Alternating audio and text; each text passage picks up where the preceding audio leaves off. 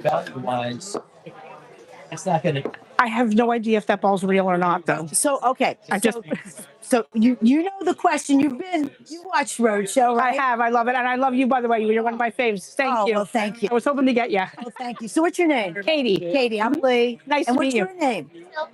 Silvana. I like it. All right, Katie, you got to tell me, did you get the ball? My father had it for over 40 years. He bought it at a yard sale for, I think he said like a quarter. My sister and I were playing with it, and one of his friends came over and said, I wouldn't allow that to go on, dear. There's signed signatures all over it. And he was a Yankees fan, so my dad never let us touch it, put it in there. Right. And I never did anything with it since. My father has since passed away, and I brought it along to know one way or another. Okay. All right. That's fine. So the way we value team signed baseballs, first of all, it's the team.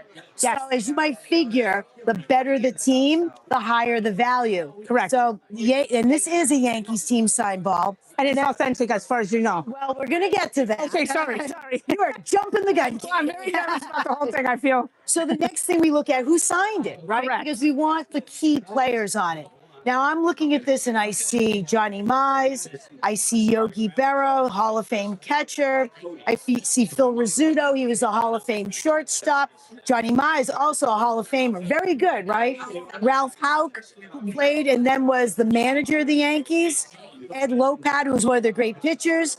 Then look on the sweet spot. That's what we call this section. Right. That's Mickey Mantle. Yes. And that's Allie Reynolds. And Allie Reynolds was another great pitcher.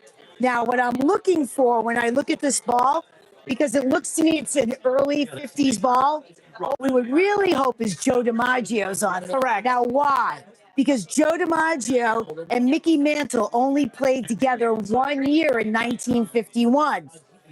And that was a year that the Yankees won the World Series. Right. Now I am not seeing Joe. DiMaggio I never did on either. here. So I am guessing it's going to be an early 50s ball. So we're looking at, based on these signatures, 52, 53, 54.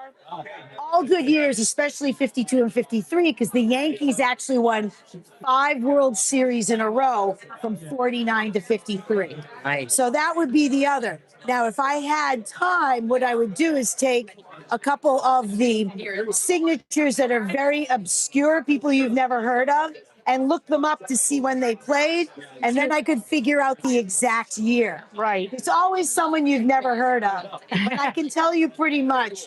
Now, I'm also looking for Billy Martin, who was a second baseman that played for them in the early 50s, and Joe Coleman, and I'm not seeing that. But let's just assume, and I don't know what this number is on there. I have no idea. That's going to probably be a mystery. Oh, there's Billy Martin. So that's good. So let's assume it's a 52 or a 53 without doing a lot of research. Right. Those were great years because they won the World Series. Wonderful. Now, the next thing we look at, who are the key signatures? We have Mantle and we have Berra. Those are the ones that we want. Are they authentic? That is the several $100,000 or $1,000 question. I would assume. Because honestly, not sure. I'm not sure this is an authentic Mantle signature. I thought, because they had to sign dozens of baseballs every week, and this is but it could be because Mantle changed his signature starting in the mid 50s. So it's possible. We just don't know. So I'm going to give you 2 values. Okay. One if it was authentic, and one. Now the other thing we're looking at, because remember, collectors want to put this up and present it. So is it a clean baseball? You guys played with it. Yes. No one thought we'd be forensic anthropologists 17 years later, right? So you played with it. There's spotting, there's dirt, there's soiling. I mean, come on, that's the way it's supposed to be. But collectors like to have something very clean to put up.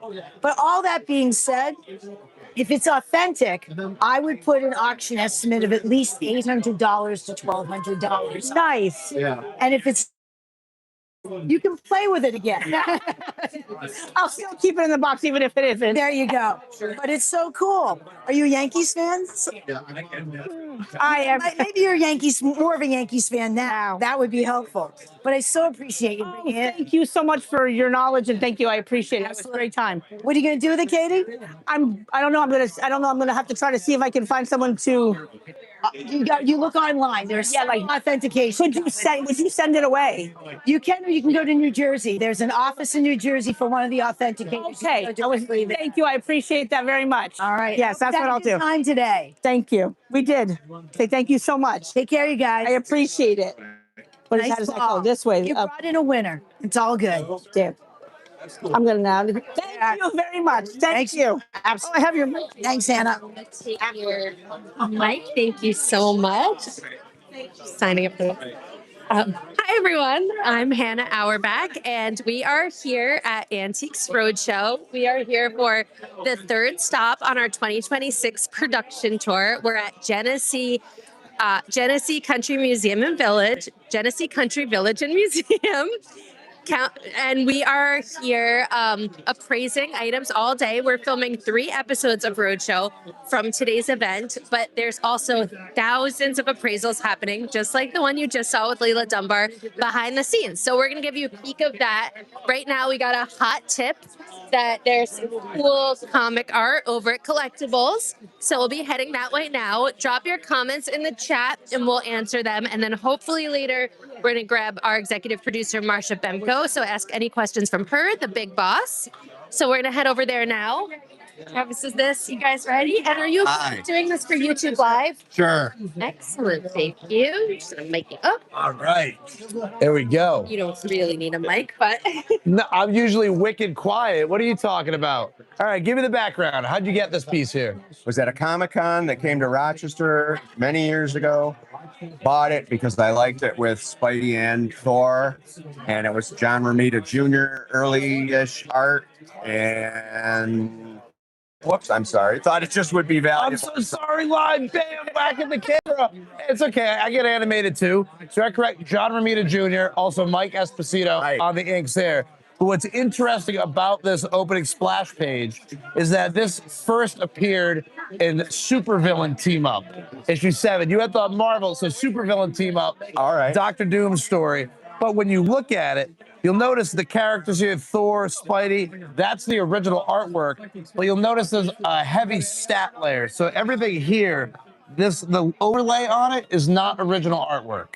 Okay, and that's because they took this artwork, recreated it, and repurposed it for a British reprint story. Could have been featured within the Captain Britain run. There were other Marvel reprints that were released specifically for the English market, but this is 100%. And the other reason how we know is that just the format of the back here, and then the notes letting us know as well that it was for a British reprint on top of it. But I mean, absolute killer splash page. Yeah. Thor, Spider-Man. You have Loki in the corner there. I mean, it's just absolutely killer. The only thing missing is if we would have had Dr. Doom, that would have been the perfect storm. So even though, yes, it's John Romita, Mike Esposito, I would say conservatively today at auction, due to the amount of stat over the original artwork, I think this would be a $4,000 to $6,000 splash page today. Conservative. All right. You get 2 people in the auction room because the visuals are absolutely killer. It's everything you want. Full splash page, header with the title, Thor, Spider-Man. It's a money-winning combination, 100%. Excellent. All right? Instinct paid off. Oh, great eye. It's all about having the eye. Absolutely. Thank you for bringing it in today. Thank you for checking it out. I appreciate it. Killer page, everybody. That is sick. Great splash page right there. And just as a comparative, if you wanted to know the difference, if this wasn't repurposed for a British reprint and this was truly from a North American published issue, you'd see a splash page like this more in the 15 to 20,000 range or more. So the British element is what hurts it a bunch. Okay. All right? Yeah. Now we know. Absolutely. I love it. I appreciate it. I will Thank cherish you. it even more. Yes. Good deal. Thank you. Thank you. That was awesome, everybody. Thank you. Enjoy the show. Knock the camera out of her head. It's live. It's live. Hi, everyone. If you're just joining now, I'm Hannah Auerbach. We are here at the Genesee Country Village and Museum, and we are here filming for the third stop on the Antiques Roadshow production tour. We're filming 3 episodes for Antiques Roadshow today, which will be airing next year.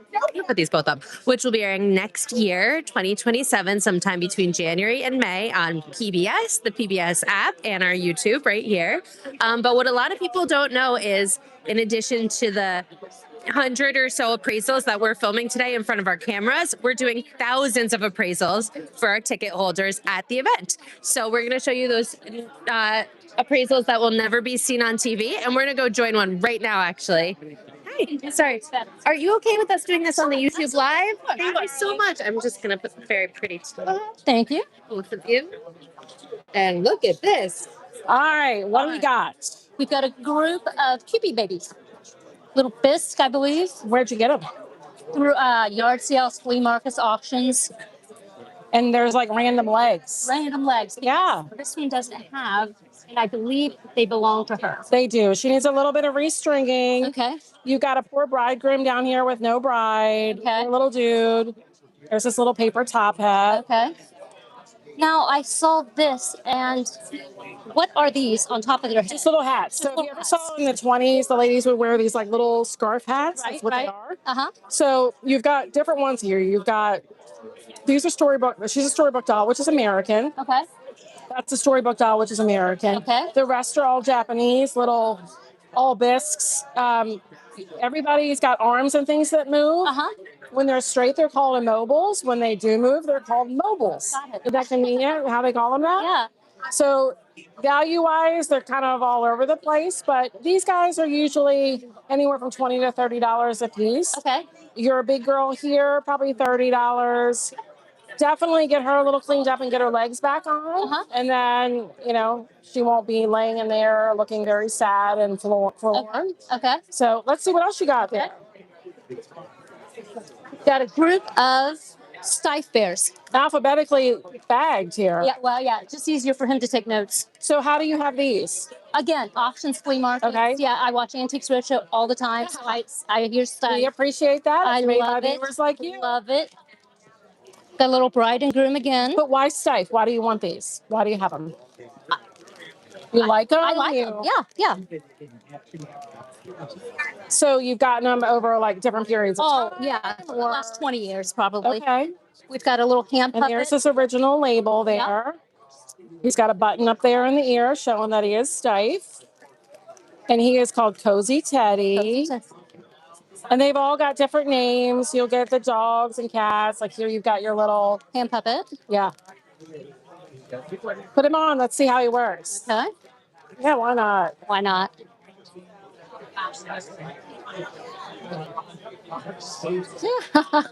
So the monkey's name by Steiff was always Jocko. Jocko. Jocko, Jocko. And he came in a puppet, he came in figures, he came in big sizes. They would Okay. have him wired so he could like hang on to things. Okay. And this is their little dachshund with his little original tag, his Bozzy tag. So you've got different era Steiffs here. You've got some that are pre-war, meaning 1950s. And then you've got some later ones, which are going to be into like the 80s and 90s. Okay. So you had the Berlin Wall. Before that, it was all West Germany. After that, you changed to these tags here. So you've got mid-90s, early 2000s in Okay. there. So you really got values that are kind of all over the place? Yeah, yeah. Like these little Little stuff. ones. Yeah. Yeah, and what people love is they have their big bears, Uh-huh. and they take those big bears and they love to sit their tiny little bears with them and the little animals. Okay. It's just a great way to combine the different sizes of your collection with That's each super thing. cute, yeah. Value-wise, he's going to be your most out of these, believe it or not, because of that small little size there. Uh-huh. And he is actually a Schuko bear. He's Schuko. He's not Schuko. Steiff. Oh, okay. So he is German as well, but it's a different maker. Schuko too? Yeah. Schuko. Schuko Okay. bear. These guys don't move, but Schuko was known for making bears that nod, say yes, no. Okay. But he is fully jointed and having something that size. And that guy's the same thing. Yeah. He's going to move. And you've got these little ones sitting. Yep. And sometimes they're perfume holders. Sometimes they hold candy. And he's mohair, made in Germany. He's got a wire armature in there and all hand stitched. But Yeah, the little Shikos like that again, these are older, so this is going to be 1930s. Okay. You've got stuff here ranging from the 50s on to the early 2000s. Okay. So these guys, anywhere from $300 to $400 a piece. Oh wow. Okay. Yeah. All right. Nice. And your other ones are going to range because of the age difference there. Like you've got some older dog, you got an older dog here, you got your older little guy. They're going to be 150. Yeah. The lamb? Oh, he's so cute. Isn't he That's cute? his little buds. He's got a bell too. He's unusual to find. Is he? Yeah. Those little nubs. Uh-huh. He's lost his tag, but that's a 1950s tag that would have been in there. Okay. And look at his little nose. That's the kind of one when you're out on the farm, they headbutt you. Yeah, yeah. So cute. Glass eyes. So yeah, they're going to all range anywhere from 100, 150 to probably $300, depending on. But individually, on their own, these guys are the most expensive. Okay. All right. Just because of the size and the movement. Right, right. So yeah, Wonderful. absolutely. Anything So, else? how much are these? Would these be the least expensive? They're going to be later. Uh-huh. Bride and groom? Yeah. How they So put it up. these are going to be much later. Bride and groom, specialty done. You can see how they're just made in Germany. So you're going to be into the early 2000s with them. Okay. Still about $100. Okay. Excellent. Yeah. It's so much fun. Aren't they Thanks for bringing them. cute?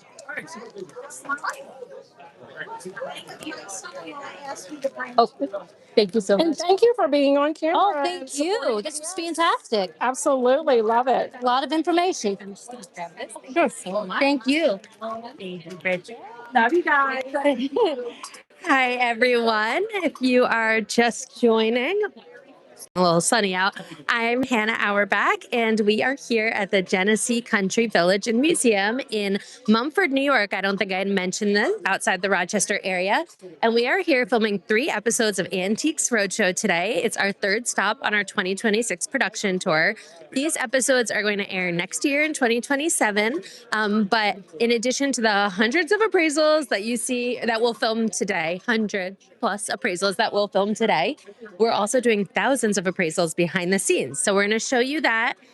We're sticking to this section for Wi-Fi connection, and this is arms and militaria, dolls, toys and games, collectibles, which is everything you can think of kind of that's vintage, movies, music, Pokemon cards, comics, lunchboxes, all of that, and sports. So if you have any questions for any of the appraisers in those areas, let us know. We can grab a few for an interview. Or if you want us to go check out some appraisals in those areas, just let us know. I think we're going to head over to sports now. This, let's see. Actually, we might want to check this out. Hey, are you guys just starting this? I'm sorry? Are you just starting this appraisal? Yes. We're doing YouTube Live. Do you mind if we do this for YouTube? Oh, that's right. We're needed at sports, but thank you. Sorry, guys. Always live, always figuring things out. So we're going to head over to sports right now and see if something is available. I'm going to walk backwards. As I'm walking and talking, I will let everyone know today, as you can see, is very busy. And actually, the Mumford event, we had over 26,000 applications for the 2,000 pairs of tickets that we give out. It was the most of this year's tour. So obviously a lot more demand than supply, which is why we want to give all the people at home this little inside peek behind the scenes. The last time we were in the Rochester area was 1998, and that was for season 3. So it's been a really long time, and we're happy to be back. Jasmani's gone now. It's live, guys. It really is. Well, let's see. We can head over to Phil Weiss, possibly. In the meantime, do we have any questions from the chat? Okay. Nope. Okay. That is all good. I'll try to think of some other trivia as we're walking. It looks like he's in the middle of that. What other cities did we go to this year? This year is a 3-city tour. So we were in Tucson, Arizona. And then, maybe we'll do Lee's next one. And then we were just in Indianapolis at Newfields. and we are in Mumford today, and that's the full tour. Are we coming to Boston? Yeah. Are we coming to Boston? Well, we're based in Boston, actually. Roadshow's produced by GBH, which is based in Boston. So shout out. I think I saw someone from Waltham in the comments. One of our producers is from there. Not this year, but let us know if you have any venues in Boston or in your area that you think we should visit. We are always looking for indoor, outdoor, historic venues. We'll jump into this one. Leela, are you good to do another YouTube live? Jasmine's gone now. Yeah. Thank you. Of course. You to do this for our YouTube channel? Thank you so much. Great. So I'm sorry, your name is Christy? Yes. Okay, great. So what did you bring in for us today? I have a Reggie Jackson signed jersey, Very nice. a signed cleat, Just one? What happened to the other one? that's a good question. Okay. This card with a little bit of a bat in it, and then a personal check. All right, so you're one of the world's leading Reggie Jackson collectors here. So how'd you get that? Most of these came from auction. Okay. My dad is a big Yankees fan, so he likes to go on the online auctions. And my guess is, Christy, his era is the 1970s, because that's when Jackson played for the... All eras of Yankees is his era. Right. Is he a Knicks fan as well? That I don't know. Okay, but this is good. Yes, I understand. All right, so he bought all this stuff at auction. Do you have any idea what he paid for it? No, I asked him, and he doesn't remember. Okay, so it was a while ago then. Sometime in the past 10 years. Okay. All right. Well, look, Reggie Jackson's still with us. He had a great Yankee career. He played for a number of teams, the Athletics, the Orioles, but many people do remember him. I mean, they remember him from the 72 to 3-4 World Series, but they also remember him as Mr. October, hitting 3 home runs in the World Series then. So he still signs. And because you have what's considered to be an infinite supply of signatures, it's not going to be worth as much as athletes who, believe it or not, passed away before the era of signing shows, which really started in the 1970s. So great jersey. And this is one of the times, interestingly enough, where if he bought it retail, he ends up losing money by the time he goes to sell it, because collectors on the secondary market generally already have these items. Yeah. But it's authenticated by JSA, which is great, and it's inscribed with Hall of Fame 93 and its pinstripes. So I would put an auction estimate of probably $300 to $500 on it.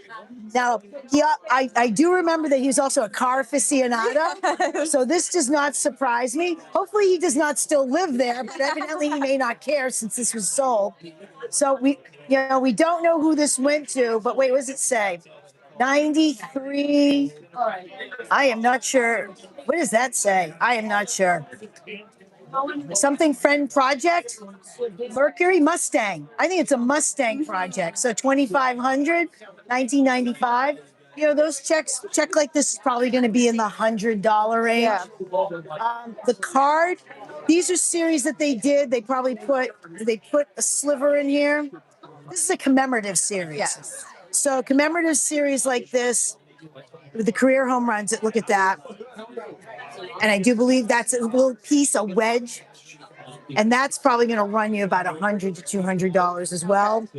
Now, the cleat, I just love. I love shoes anyway. I always want to have the bag to match, but this is a little bit different, of course.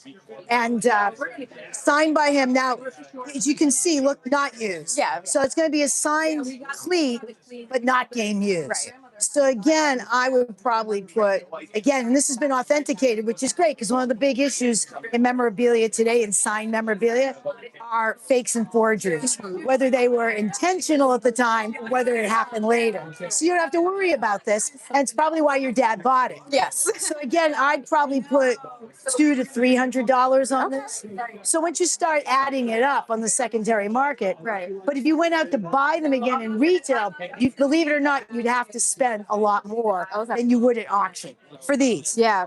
So I hope your dad will be happy. Yes. Thank you. Exactly. Thank you for bringing him into us Yes. today. Thank you so much. All Can't right. wait to tell him. Yes. Tell him not to wear the cleat. Yes, definitely. Okay. Sarah, good? Yes. All right. Thank you. Thank you, Leela. Taking a minute. Hi, everyone. Oh, hi, everyone. For those just joining, I'm Hannah Auerbach, and we are here at the Genesee Country Village and Museum filming for Antiques Roadshow, and we are showing you behind the scenes right now of all the appraisals you don't get to see on TV. And we got word that there's a cool boat over at Toys and Games, so here we are. Hi, thank you. Hello, hi, how are you? Good. There you go. Thank you. All right. So right. tell me what you brought in. All right, so this was a toy boat that was my dad's. He passed away in 2006. And then my aunt, a couple years ago, asked me if I wanted it. I didn't even know it existed.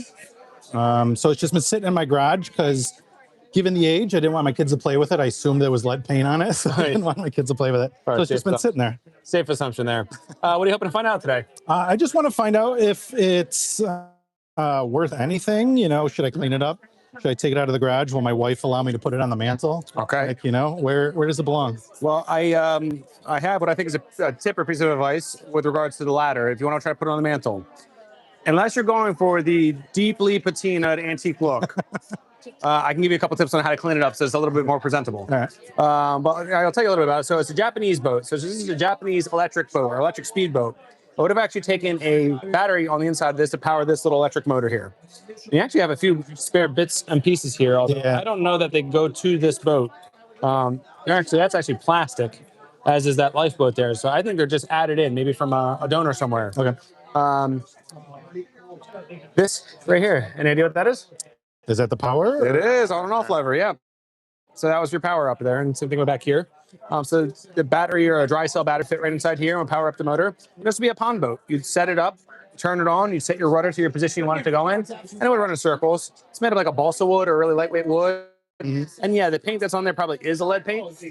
I don't think there's any safety concerns. Don't chew on it. I wouldn't recommend gnawing, but you can handle it without any concerns whatsoever. And as far as I can see, with a couple of this little stanchions loose there, with a couple bits and pieces here and there, it seems like it's all more or less intact. I don't know that I'd try to float it, and I would necessarily put a motor in it and try to run it. But from a display standpoint, from an appearance standpoint, and it's all here. As far as cleaning it up, this top portion here looks like it's in fairly good preserved condition. It's just dirty. It looks like it's probably been in an attic or a basement somewhere where it collected a lot of dust. So my best recommendation, without getting too crazy, a Q-tip, or maybe in this instance 50 Q-tips. It's a lot more. Just maybe some water, and then if you want to add maybe like a little like dish detergent soap, so nothing crazy, something like that, and just go in light areas. Start off in a really inconspicuous area. Make sure that you like the way it's turning up, and you can give this thing a nice spit shine. Okay. And then maybe it'll find its way onto the mantle for you. All right. Relative to the value, I mean, if it was a race boat, maybe a little bit more interesting as far as the ship vessel itself. It's a nice piece, but not overly exciting. So I think we're probably looking at in the range of like a $300 to $400 estimation for auction. Maybe a little bit more if the Peter Morin or that particular vessel means something to you. And I don't think it should be much less than that, given what it is. All right, cool. That's what I thought. So that's good. Good, great. All right, sweet. I'm a happy customer. Thanks, appreciate it. My pleasure. Thank you. Thank you. Thank you so much. And thank you for volunteering. Yeah.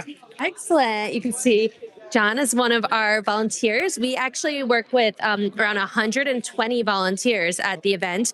They are all, we help get them from the local station, in this case, WXXI Rochester, who's our co-host of the event. And we literally couldn't do it without them, from being a photographer like him to showing people to their lines to being producers, runners. We really run on volunteers.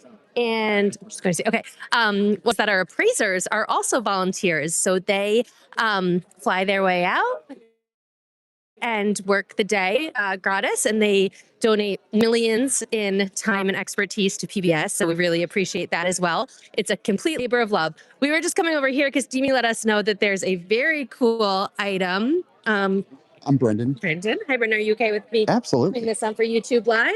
Sure, yeah. Yeah? Excellent. I think you already had your appraisal, right? But we could just chat about it. Cool. So I get to see a lot of fun stuff, but this is a one-off. So this is probably the only one out there. It's a 1850s, 1860s pocket knife, but it's not really a pocket knife. It's a sign that would have been used by a knife maker. So some knife maker designed this, much like this pocket size version, but in an absolute ridiculous size. So this thing is fully functional. It's the same as the small version, and I'm gonna show you the absolute absurd nature of this. So where did you turn this up? I bought it at an auction a couple of years ago, and it just hung on my wall ever since.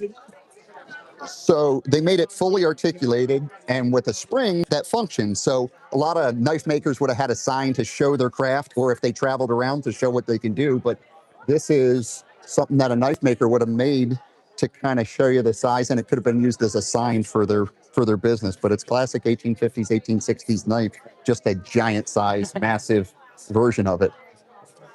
So super cool. And how much was it? $2,000, $2,500, but these are super subjective. So you could have somebody put a much higher price, but it's one of one. So if you want one, that's it. You're going to buy that one. There's other comparable style, but this it's the biggest one I think I've seen. I mean, it's awesome. Yeah, thank you so much. Yeah. I got to see a lot of cool stuff today, but that's it's different. It's it's very unique. Yeah. Well, enjoy it. Thank you. Yeah, well, it'll go back on my wall. Awesome. All right. Very cool. Thank you. Thank you. Excellent. Hi, everyone. I think we are going to speak very soon to our executive producer, Marcia Bemko. So we'll head over that way. So in the meantime, drop your comments for Marcia in the chat. Marcia is both the executive producer, so she's the boss of this whole operation of everything. So she can answer production questions about Roadshow, and then also on set today, she is a picker. She's one of the 4 producers on set who actually decide if an item is going to go in front of the cameras or not. Actually, while we wait for her, I can explain quickly how that happens. So how an item, let's start from the beginning. For the majority of the people here, for the thousands of people here, their Roadshow experience is just like what you've been seeing on this live stream. They get their appraisal, their verbal approximation of value, they learn more about their items, and they get their questions answered. But for some of those very special, very unique, maybe valuable things, they won't say anything. The appraisers zip, and instead they'll say something like, could I get a producer? Would you like to be on TV? And one of those 4 pickers, Marcia Bemko, our executive producer, I'm just gonna walk and talk for when Marcia gets here. Sam Farrell, our senior producer, Ali Izzo-Smith, our line producer, and Jill Giles, our second producer. Those might have been flipped. There are 4 pickers on set today. And so what happens is an appraiser will be called over. So say Michael wanted to film that boat we saw. He would have said nothing about it, and he would have called a producer over, and they would have come to Toys, and then they would have went out of earshot of the guest, and he actually pitches to them why he thinks that should be on camera. He could say something like, this is one of the coolest boats I've ever seen at Roadshow. We've never seen this make before. It's got this really specific thing in the paint where we could teach the audience about it. The guest bought it for $5 at a thrift store, has no idea. And, just explains why I think it should be on the show. And then the producer will chat with the guest. Or are you guys sitting up here? Okay, this is live. This is our snapshot team. Those are those short segments during each episode where you just kind of see the item and you see the value. This is also Adam Monahan, who is our host and producer for the Detours podcast. We're waiting to interview Marcia, but we can go over there. Yeah. In the meantime, Adam, can I chat with you for a second? To be continued on the how something gets picked. Here, we're live. Hello, waiting everyone. for Marcia. Oh, this is Adam Monahan. He is the host of Antiques Roadshow Detours, Webby Award-winning Antiques Roadshow Detours. Webby. Also star of the brand new Day in the Life of an Antiques Roadshow producer video. It's on our social. Go check it out. Directed by Sarah Roach. She's amazing. And who is holding the camera right now. This is kind of on the spot. Tell us, have you seen anything cool today for snapshots? I did. I already told somebody this story earlier, but I saw some prosthetic legs that were really jarring, but they were amazing to see. And they were, the best is they were his grandfather, the wife asked, "Do you want his leg?" He said yes.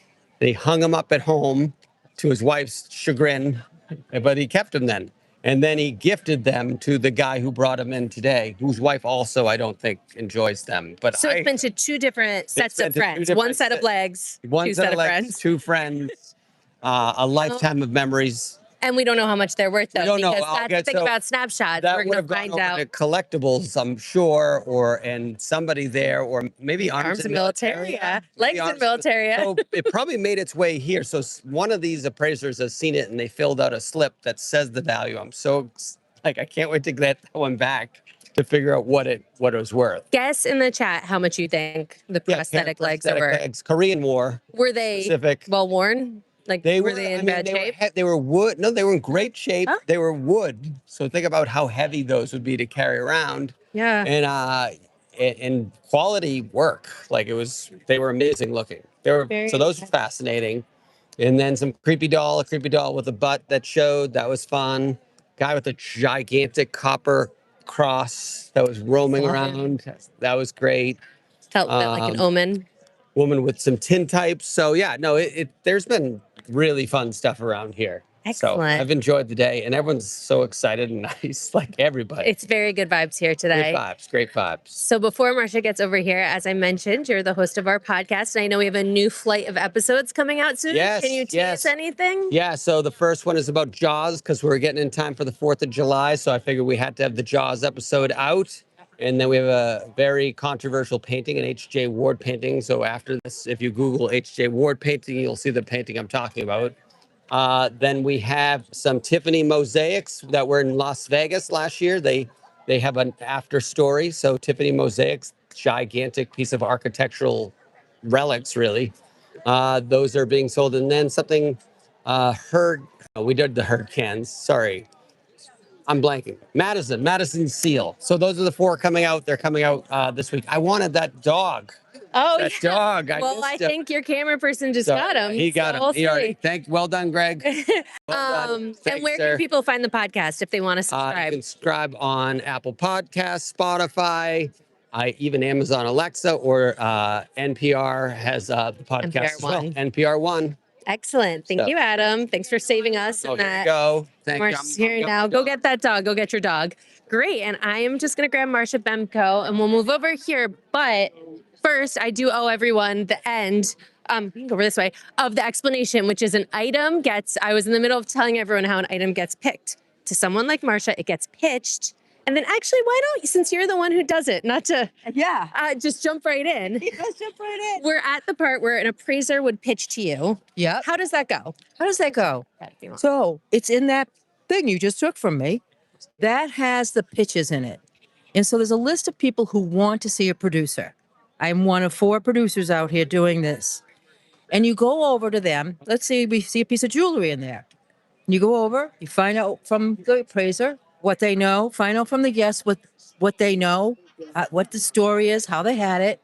And then you decide yay or nay, whether or not we're going to tape it. And here's the thing. We can sniff out the truth. I'm here to tell you.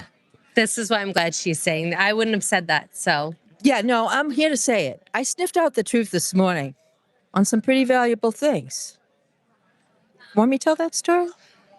No? If you'd like. I'll tell that story.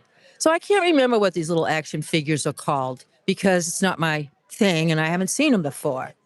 And so the little action figures are on a card and she has tons of them. And I thought she brought in 2 of a ton of action figures. And it's a sweet story, too. They were her husband's who passed recently after getting tickets to Roadshow. And he really wanted to come. So it had that emotional tug. But then when she told me over and over again that she never, ever once Googled it, I just don't know.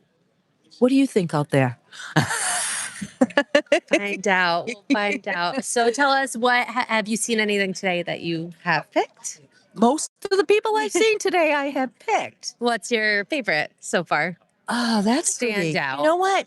It's a standout because never in my history with Roadshow do I remember us doing anything quite like this, and I have never picked anything like this. I got to say this right. It's a Harley Davidson single cell, circa 1904 motor. And I'm probably leaving something out. A motorcycle motor? No, it's just the motor, Oh, like a motor. And he had to button up exactly which year it was. The guest thought it was 1904, but he was going to do a bit more research on it to see if that was right. This was Nick Klein, is the appraiser. And when I left him, 8 to 12 grand for this motor. wow. And the guy who came in with it, his wife lets him keep the motor in the living room. Now, How did he get it? he bought it. Oh, okay. Yeah, I know he bought it in it was a barn full of stuff, whatever. He does motorcycles. He's a motorcycle guy, and he owns a bunch of motorcycles, not all of them drivable. But this is what he brought here in a car. You needed a car to bring the motor. But that's one of the most unusual things I've ever seen that is actually like a piece of art in the living room. That's very cool. Isn't that cool? That's very cool. Adam was just telling us about a snapshot he did where someone had a pair of legs. Oh, legs on the wall. So a lot of statement pieces today. Yeah, well, we've interestingly enough, legs came up for me today. Oh, We maybe they got shot this little BB gun. It's called a Red Ryder that was in A Christmas Story. Yeah. And as the guy who owns it was telling me about it, he said that I think he got it from a guy who sold leg lamps. You know what I'm talking about? Like a lamp with a leg on the bottom. Yeah, from the movie. Yeah, and we've seen them. We've seen a leg lamp. Yeah. And I did learn from that mostly men buy leg lamps. Women don't want them. When I said I don't want a leg lamp, and the plot of the movie. Yeah, that's what he said. So that was a really fun thing. Yeah, that is fun. I can't imagine the leg lamps are worth too much money, but no, unless it's the original. From it was the film. BB gun, and he had 3 jackets from the film too. Oh, that's cool. I only put on one. After discussing it with Nick, we did the BB and the one jacket. Very cool. Isn't that cool? Yeah. Do you have any questions from the chat for Marcia? How long do people wait between getting picked and then getting on camera? I just want to know. I'm just going to repeat so people can hear. Please do. How long do people wait between being picked and getting on camera? Is that Melanie asking? Yeah. She asks a lot of questions. Is it? No? Okay, good. It depends. If you get here in the morning, you barely have time to go to the bathroom, right? You just we need you right away on camera. We want to get those cameras rolling. But if we pick you now, I'd have to check with Molly in the green room as to how long the wait is. There's a reason we have food and drink in the green room, so you don't mind waiting so much. Because by the afternoon, you wait a little bit longer. I was going to say, they're very comfortable. And I don't, if we finish the way someone gets picked and then they go in the green room. Yeah. And then they have the appraisal for the first time in front of our cameras. I never did finish that. We never part. finished this. This has been a very long story we've been telling in multiple parts. So this is for the real ones who've hung on this long. So yes, then they finally get reunited with their item, the appraiser, in front of the cameras, and they learn about their item for the first time while we're rolling. And yeah, they don't learn anything before we roll. Yes. Because if they do, we won't record it. We go to great lengths to make sure it's real reality TV. We just I want to be able to tell the truth when I'm talking to people like you. That no, the guests don't learn anything before they record. They really don't. Yeah. Yeah. When you're watching the show and you see someone say, yeah, I had no idea. They are learning for the first time. Unless we didn't catch them. Unless you did. Yeah. as far as we know. Yeah. They're learning for the first time. As far as we know. And so Marcia, this is our third tour of a 3-city tour. So can you tell us now kind of, I know the day's not over, but just overall on the tour, anything, item, moment, anything stand out to you? Other than the motor? Other than the motor, no, in Tucson and Indy. In all the cities. A reflection on the tour. It doesn't have to be an item. It stood out to me in Indy.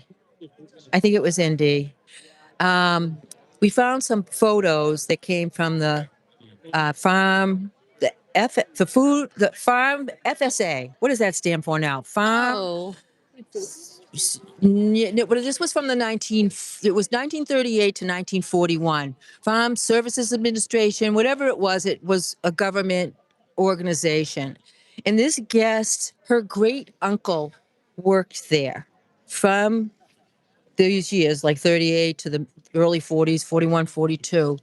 And they found a treasure trove of original photos, a huge amount of them taken by people like Dorothea Lang and other famous photographers who worked for the Farm Services Administration, the FSA. I know the initials. And I want to remember that we value that at like $60,000 to $80,000. It was so much material, such an amazing collection of photos that have been hidden away in a box that nobody was aware of. And this was her great uncle, and they discovered them recently. Yeah. And those are the roadshow stories we hope for. Yeah, it was really great. I think we've got time for future Farmers Administration. Say it again. Future Farmers Administration. That is not right. That's the FSA, right? Yeah, no, maybe it's FAS. I know. No, it was a. That's not it. If I heard it, I'd know. But thank you for Googling it.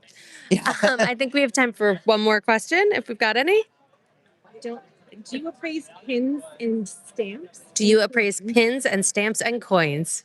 No, on the stamps and coins. It's too easy to look them up, and they're too small, and this and that. And what was the first one? Pins? Like, I guess it depends. Like a pin for your approach? A Van Cleef and Arpels pin, sure. Yeah.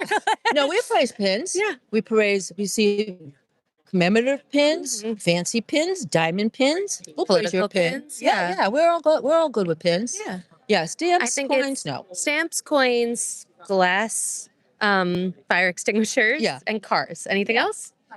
Bicycles. Yeah. So don't try to bring any of those to a road show because we won't appraise them. No. Old record albums. Yeah. Bring them on. Yeah. Excellent. Do you have a record player is what we know. Can you listen to those records? Well, thank you so much, Marcia. Thank you. And nice to see y'all. Enjoy the rest of the day. Hope you get to see some good stuff. Bye. All right, everyone. I think we're going to wrap it up there. How can we follow up, Marcia? So for everyone just tuning in, we are here at the Genesee Country Village and Museum in Mumford, New York, and we are here for the third of 3 on our 2026 production tour. We're making 3 episodes from today, so those will be airing on PBS, the PBS app, and on YouTube in 2027. We're not sure the dates yet, sometime between January and June, but make sure to follow us at Roadshow PBS on social, sign up for our newsletter on our website, pbs.org/antiques. You'll be among the first to know when these episodes will air. In the meantime, you can stay on our YouTube. You can watch full episodes, you can watch shorts, you can watch more of these lives. And thank you so much for joining us this summer. That's all.